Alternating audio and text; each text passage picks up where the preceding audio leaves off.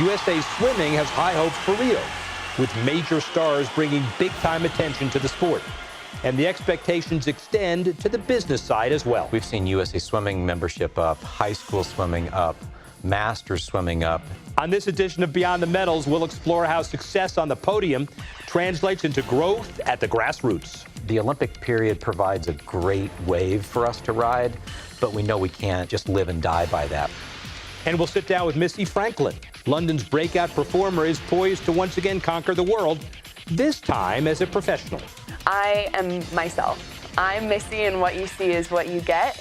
Let's take a deep dive into the business of swimming on Beyond the Medals. I'm Rick Horrow, and welcome to Beyond the Medals, the show that adds value to your understanding of sport with a focus on the business behind the games. This month, we drilled down into the business of swimming, from Mark Spitz to Michael Phelps, from Donna De Verona to Missy Franklin. American swimmers have built a proud tradition of Olympic success. Strong fan interest and high TV ratings follow. Scott Blackman puts the importance of swimming into perspective from the USOC's point of view. We have a handful of foundation sports that together win a majority of the medals that Americans win. So you look at swimming, you look at track and field, and you look at gymnastics. That's the majority of our American medals, and we're going to continue to invest heavily in those sports. No Olympian has brought home more medals than Michael Phelps, who hopes to qualify for his fourth Olympics in 2016. Phelps has been the face of American swimming for over a decade, and there are fresh faces ready for the spotlight in Rio. We had our closing press conference in London in 2012, and Missy Franklin was on the dais with us, and she got some of the toughest questions, and she just handled them beautifully. Katie Ledecky, another one. You know, Katie is going to be one of those people who's just going to shine and help create more interest in swimming. Missy Franklin sparked plenty of interest in March when she decided to turn professional after 2 years of swimming for the University of California. Do we turn pro or go to college? Is there an official company line on that one? No, we want each of our athletes to do what's best for them. Obviously, one of our great challenges is what do our athletes do when they stop competing? So we're always going to argue in favor of an education, but there are different ways to get that education, and you can still get an education and turn professional. You just can't compete in the NCAA. Swimming's high profile and history of high performance generates high levels of interest from corporate partners. And as Blackman points out, those sponsors benefit from high drama as well. Swimming does an especially good job of connecting with its sponsors and providing them with value. One of the really interesting things about swimming is that they select their Olympic team with trials, meaning that if Michael Phelps or Missy Franklin don't win the race at the U.S. Olympic trials, they don't get to go to the Olympics even if they're the best swimmer in the world. So that creates great drama, creates great excitement, and good value for the sponsors. Without question, swimming manages to capture the public imagination as much as any Olympic sport. Well beyond the week of competition every 4 years at the Games, the challenge is to take that momentum and turn it into sustained growth. The person who leads that effort for USA Swimming, Chief Marketing Officer Matt Farrell. Matt, welcome to Beyond the Medals. Thank you for being here. Thank you. Appreciate it. So Scott Blackman talks about swimming as a foundational sport, very important. From a marketing perspective, give us a kind of an elevator speech about the state of the sport now. Really, we're in a great spot. We have all of our corporate partners with us. Really, since Beijing, which is a seminal moment for the sport, we've seen USA Swimming membership up, high school swimming up, masters swimming up, and even recreational swimming on the rise. So we're really happy with where the sport's going. Michael Phelps is a large part of that blessing and curse in some context, talking more about the star-driven versus program-driven marketing. How do you assess that going forward? There's absolutely a Phelps factor to what's happened in the sport. You have to have good programming in place. You have to have good club infrastructure in place. But he was really lightning in a bottle for us of getting kids interested in the sport and thankfully staying in the sport. Missy Franklin, the new breed of the sport, really important, star marketing power. How important was her decision to turn professional as it relates to what you do on a day-to-day basis? It's a great thing. It's helped. She's probably the highest profile free agent, if you will, in the sport since Phelps, since Ryan Lochte. And that brings corporate interest, that brings media interest, and quite honestly, it just makes my job a heck of a lot easier on a day-to-day basis. Let's talk about partnership sponsorships, the lifeblood of everybody. Yeah. How do you go about defining targets and offering categories and maximizing the revenue for sponsors long term? Well, in the non-endemic categories, we're fairly traditional in the hotel and car type categories. In the endemic to the sport, we took a very non-traditional approach to that several years ago. Speedo had been an exclusive partner for 27 years, and we sat down with them together and said, really, in terms of growing the sport on the business side, events, television, that we thought maybe an exclusive relationship isn't the best for the long-term growth of the sport. And they eventually shared that vision, helped work with us. We brought in Arena, brought in Tier, kept Speedo as a partner to try to invest in the athletes, events, television for the sport. That doesn't mean there weren't bumps and a few warm conversations along the way, but I think it's been much better for the growth of the sport in general. And as a marketing guy, I'm sure you appreciate the technological advances now where everybody's on social media and everybody understands how to tweet and Facebook and all of those situations.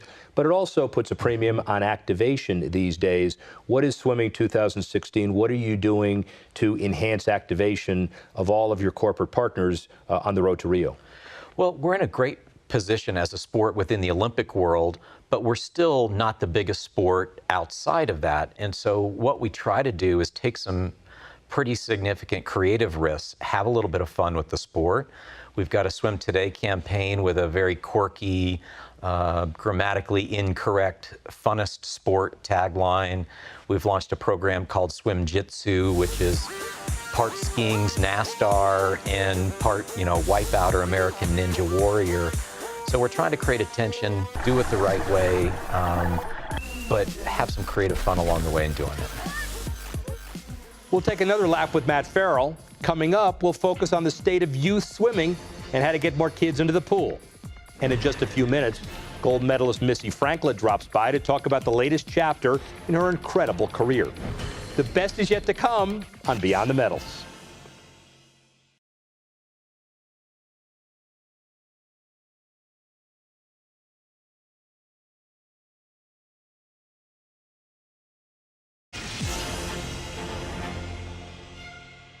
Welcome back to Beyond the Medals. We're discussing the business of all things aquatic with Matt Farrell, Chief Marketing Officer for USA Swimming. Matt, we've been talking about all the exciting things that happen during an Olympic prep time, but there is that valley, let's say, the 4 years, 3.5 years between Summer Olympics. How do you sustain momentum and how do you sustain the excitement? If I meet somebody on a plane, I tell them I work for USA Swimming, they say, what do you do the other 3.5 years? And the reality is we spend as much of our time and effort working on grassroots and youth development programs. We spend a lot of time talking to parents about how to get their kids involved in the sport. And that's a key part. The Olympic period provides a great wave for us to ride, but we know we can't just live and die by that. We have to make it sustainable outside of that and make it a sport that's attractive and families want to join. For the recreational swimmer, not necessarily the youth swimmer, how do you make him or her understand that to follow a Michael Phelps or a Missy Franklin, that they can't be like them, but they can enjoy something out of the sport for their own uses, for their own benefits? Yeah, watching swimming, sometimes the talent is very nuanced and hard for fans to really capture. And so you've got to make it an atmosphere that they want to be a part of. So for us, that's focusing on the team element of it, the community aspect of it. And then there's certainly just the practical benefits of being a low impact,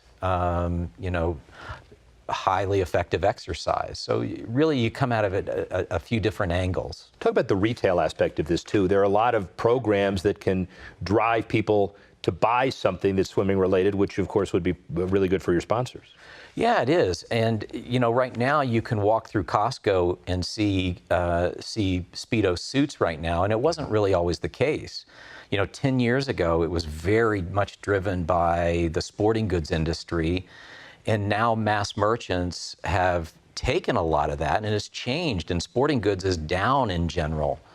And so that's an industry that we need to build back up in many ways. One other quick diversity question, though, the whole image of a country club swimmer, how do you maximize the diversity as well of the sport?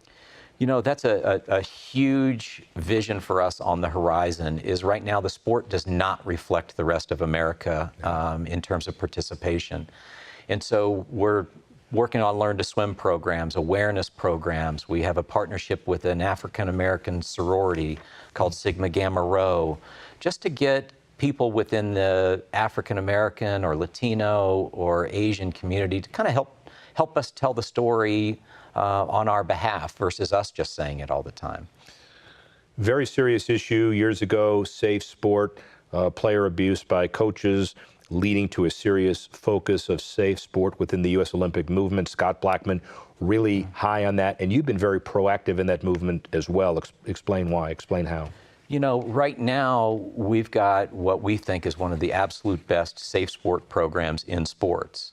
And we went through a tough period of time from 2010 through 2013, and some of the most heart-wrenching stories that really get to you.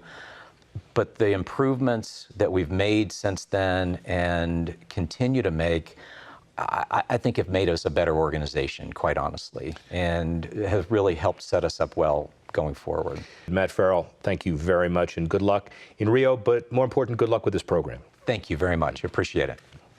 When we come back, I'll sit down with one of America's finest Olympic swimmers. Missy Franklin won 4 gold medals in London.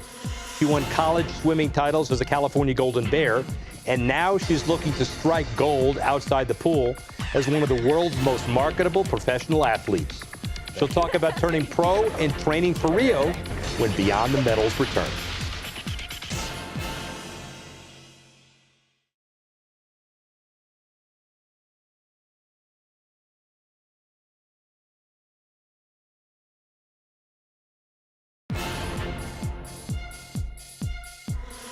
Welcome back to Beyond the Medals. I'm Rick Horrow.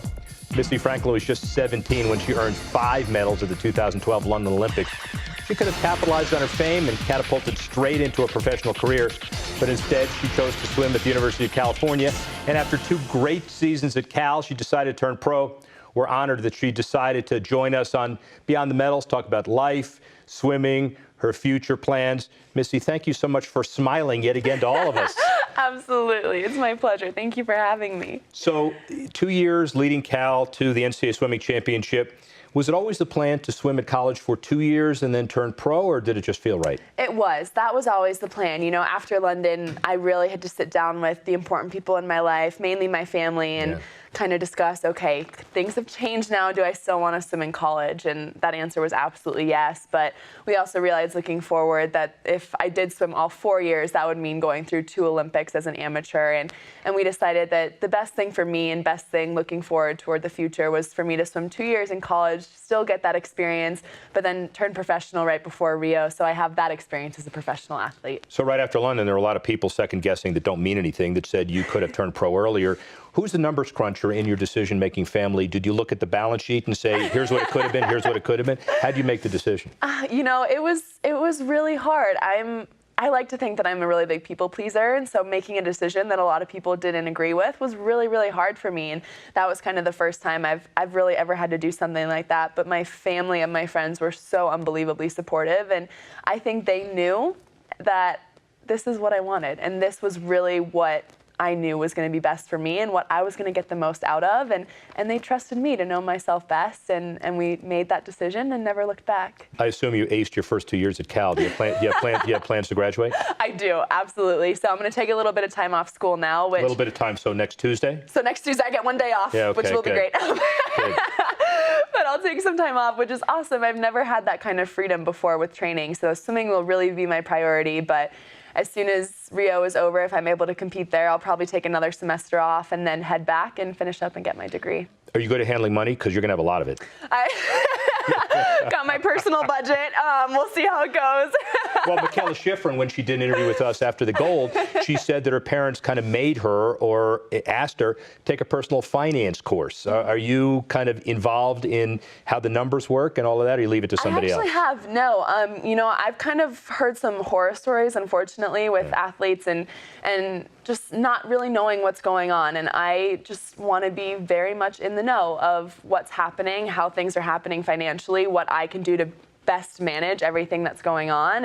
And so it was really fun. I took a course in school last semester, actually, and learned all about kind of investing and things like that. And my dad has been amazing at really keeping me in the loop. And even at 20 years old, kind of treating me as this, you're in charge. This is going to be your income that's coming in, and you need to know how to handle it. And I'm really excited about that. Now that you're a professional, will we see a boatload of sponsors before Rio, or are you going to wait till after Rio? What's your strategy on all that? No, so I think, moving forward, there's a couple of really important ones that we want to nail first that we're looking at. But in the long run, we kind of use the analogy that, I don't want to be someone that has her foot in so many different places. I really want to look at things that are really, really important to me and things that I'm really passionate about and be able to fully commit to those, because I'd rather be 100% committed to a smaller number of endorsements of companies than not being able to give 100% of my time to a lot that I wouldn't be able to do that for.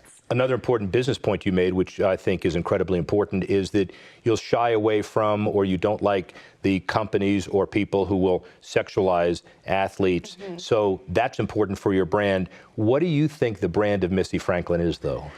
I'm so excited. I think one of the things that hopefully I've been able to portray really well is I am myself. I'm Missy, and what you see is what you get. And so I'm going to want to be with companies that really represent what I believe in and things that I'm proud to be represented by. And so that the philanthropic side of it is a huge part for me, and giving back and being a part of companies that are about changing the world and making it a better place and inspiring others. Up next, more with Missy Franklin. We'll talk about talented teammates like Katie Ledecky, how they bring out her best, and how that can only be good for business. Stay with us as Beyond the Medals rolls on.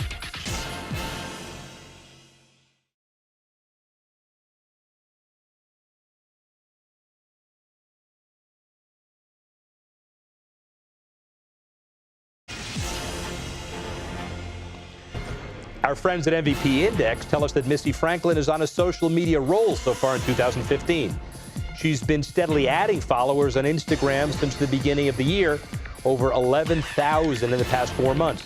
And as of June, she has 548,000 followers between Instagram and Twitter.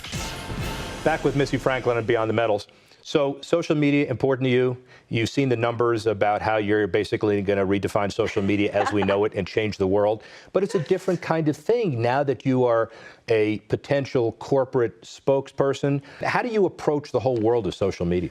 Yeah, so for me, I think one of the most amazing things about social media is how it allows me to interact with my fans and other athletes and other celebrities as well. I think it's amazing that we live in a world where it's so easy to reach out to someone who you look up to or someone who inspires you. And the fact that, I get to go through my Twitter every day and my Instagram and read all these amazing comments from people who support me, like that just means the world for me. And I went through a recent detox, kind of just took 3 weeks off. I was going through finals, and I realized I was spending so much time every single day on social media. And so now I'm kind of working through the balance of I'm back on, and I want to be really present, but also still being able to go on social media and keeping people updated and, just letting them learn more about me too. Well, balance is really important because this ain't your first rodeo, and you're training and you understand how important training is. You're going to have sponsor responsibilities, professional responsibilities. You have to figure out how to put it all in perspective. How do you approach the balance as you train for Rio? It's going to be new for me, which is really exciting. But again, I don't really know. It's going to be something that you just kind of figure it out as you go along. And I think, going into that idea of sponsorships and endorsements, it's going to be really fun to use social media as a way to show people what I've partnered with and what I'm a part of now, and being really passionate about that and showing them the really cool things that I'm involved with. But also, taking the time out to also just say hi or post an inspirational quote and make sure it's not all about the marketing side of it, but that they're still really seeing me in all my social media as well. So segue back to 2012 and going into London, Michael Phelps, the focus mostly was on him and his expectations, his recognitions. He can tell you whether that helped or hurt him. A lot of focus on you going to 16. Do you feel the pressure? You know, I actually had a really incredible conversation with Michael's coach, Bob Bowman, and he kind of sat me down and he was like, there's two ways that you can look at outside expectations. You can look at it as pressure and all these people expecting you to do these amazing things, or you can look at it as support, as all these people believing that you can do these amazing things. And for me, that second way definitely resonates. You know, I'm so honored that so many people have so much faith in me kind of going into this next chapter of my life, and I really hope that I can prove them right. The thought of you taking the positive road on something is not shocking to anybody. That's clearly not surprising. We've heard some conversations earlier everywhere about Katie Ledecky, a rivalry or not rivalry. I know she's a friend. From a business perspective, probably good for the sport that you two are in it together. Absolutely, 100%. It's been so special. London was amazing for women in sports in general, for having more women than men on the Olympic team for the first time, for the women's swimmers to have done so well. The men's swimmers obviously did amazing as well. But for Katie and I to really be up there, and I think both of us being so passionate about being women in sports and to both love what we do and hopefully have the chance to show that. It's really special that we get to do it together and that I get to do it with one of my great friends. Well, your great friend has now chosen Stanford. Their basketball team much better than yours. Your football team bordering on pathetic. How are you going to deal with that? You know, the Stanford-Cal rivalry was, I think, probably one of the greatest college experiences. You know, I'm so proud of her for making the decision that was best for her. But of course, I think it's, you know, and they have an amazing program too. But. Amazing program, but you're smarter than to wear a Golden Bears jersey on Stanford's campuses now, I think, is probably the right answer. U.S. swimming is in a great position right now, and it's getting even better. It's not an obligation, but how do you feel about giving back to U.S. swimming from a business perspective and how important it is to you? It's incredibly important to me. USA Swimming has just been such an incredible foundation to work with. They have given so much to me over my career, and I obviously would not be where I am today without them, and the experiences that I've had a part of USA Swimming have been amazing. I've traveled the world, I've made the most incredible friends, represented my country on an international stage, and so being able to give back to them and being able to hopefully share the love that I have for swimming and what an amazing sport I think it is, it would be incredibly important to me. Thank you for giving your time. It's incredible. I don't have to tell you this, but keep smiling and go Bears. Go Bears. Thank you. Thank you. That wraps up this edition of Beyond the Medals. Hope you enjoyed our look at the business of swimming and our conversation with one of the sport's brightest young stars. For more swimming news and great highlights, visit universalsports.com, and you can also find more video from our show. We'll be back next month with more coverage of the business of sport. Thanks for watching. I'm Rick Haro. See you next time.